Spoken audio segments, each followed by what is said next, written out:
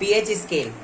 Indicators में सबसे पहले हम पीएच स्केल के बारे में बात करेंगे। सबसे पहले जो हमारा पीएच स्केल होता है वो 0 से लेके 14 तक की रीडिंग होती है उसकी, जिसमें जो 7 होता है वो हमारा न्यूट्रल पे होता है, ठीक है।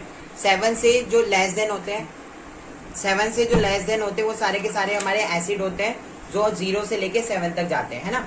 0 से 6 तक की जो वैल्यू होती है वो सारे हमारे एसिड्स होते हैं। 0 और 1, 0 हमारा कंसेंट्रेटेड HCl होता है और 1 जो होता है हमारा डाइल्यूट HCl होता है। यानी कि जो स्ट्रॉन्ग एसिड्स की अगर हम बात करें तो स्ट्रॉन्ग एसिड्स हमारे 0 पे और 1 पे पाए जाते हैं, ठीक है। और अगर हम स्ट्रॉन्ग बेस की बात करें तो स्ट्रॉन्ग बेस हमारे 13 पे और 14 पे होते हैं।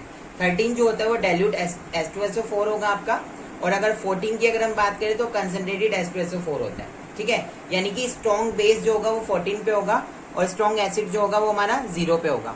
7 हमारा न्यूट्रल होता है जिसका कलर ग्रीन होता है, ठीक। और जो 0 और 1 पे हमारे कलर्स रहते हैं वो रेड कलर रहेगा। डार्क रेड कलर 0 पे होता है और लाइट हल्का सा हो जाएगा वो हमारा 1 पे आके हो जाएगा, ठीक।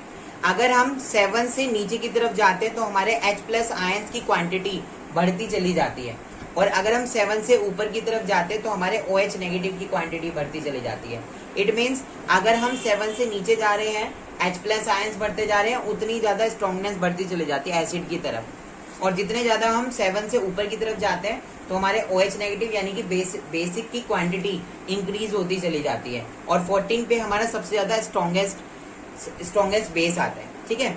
अब अगर हम बात करें इसके H+ आयंस की, H+ आयंस का मतलब जो हमारे एसिड की चीजों को बढ़ा रहा है, और OH नेगेटिव जो हमारे बेस की चीजों को बढ़ा रहा है।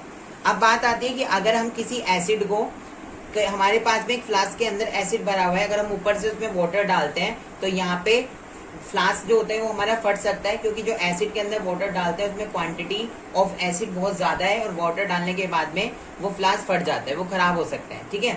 और अगर हम वाटर के अंदर एसिड डालते हैं तो वो वाली इक्वेशन हमारी सही है, क्योंकि हम एसिड में वाटर ऐड कर सकते हैं, बट एसिड में वाटर ऊपर से यहाँ पे अगर हम ऐड करेंगे तो हमारी रिएक्शन बिल्कुल गलत बैठेगी।